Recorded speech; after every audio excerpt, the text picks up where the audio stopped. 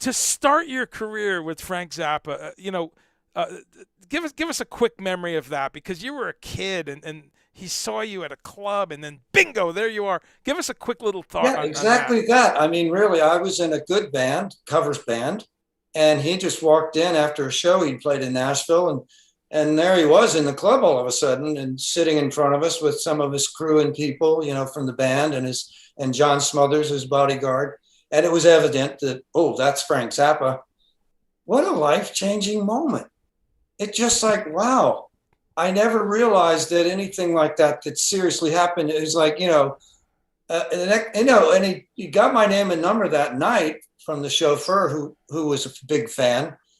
And then 6 months went by and nothing happened. So I'm thinking, oh, well, all right, disappointing. And then one day the phone rings and it's him. And next thing I know, I'm on a plane for the first time in my life, traveling out to LA, Hollywood Hills, and I'm in Frank Zappa's basement. And there's 50 guitar players auditioning, by the way. There were 50, he said to me later. So it was a very scary and exciting moment at the same time. And then, everything changed. Everything changed. And in that 1 year that I was with Frank, he took me under his wing. Well, he didn't have wings, but he took me under whatever he had. There he is. There you go, Frankie. Look at that.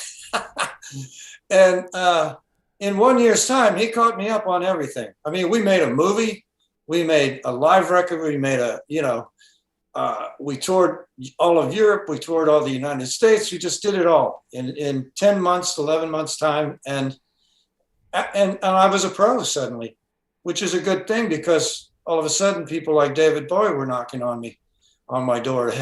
Come on in, David. Yeah.